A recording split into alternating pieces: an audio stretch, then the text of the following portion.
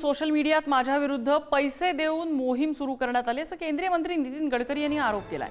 Ethanol मिश्रित इंधनामुळे वाहनांच्या कार्यक्षमतेवर परिणाम होत असल्याची टीका आहे। सोशल मीडियावरून केलेली टीका इथेनॉल विरुद्ध असल्याचं गडकरी म्हणतात। पैसे देऊन राजकीय मोहीम चालवली जात असल्याचा गडकरींचा आरोप आहे।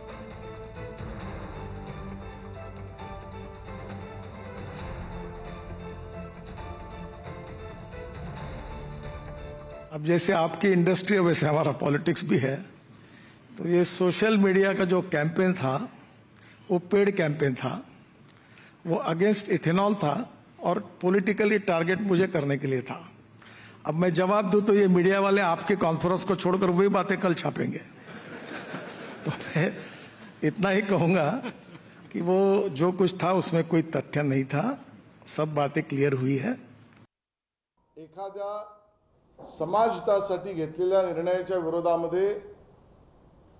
विरोधासाठी विरोध करण्याचा प्रकार करतात हे आजपर्यंत आपण पाहिलं आहे।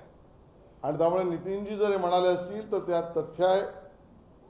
आणि मला तर वाटतंय शहरी नक्षलवादी कुठल्याही हद्दीपर्यंत जाऊ शकतात, त्यांचा यामध्ये काही हात आहे का हा मला दाट संशय आहे। मी खूप प्रांजळपणे कबूल करते की अनेक मंत्री केंद्रातले हे कधीच सुडाचं राजकारण करत नाहीत आणि अर्थातच गडकरी साहेब त्यापैकी एक महत्त्वाचे आहेत।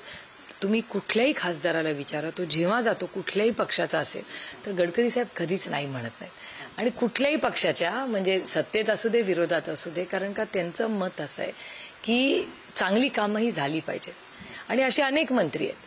पण गडकरी साहेब आपल्या महाराष्ट्रात आहेत आणि आम्हाला अभिमान वाटतो की त्यांच्या काळामध्ये एवढे चांगले रस्ते या भारतात झाले।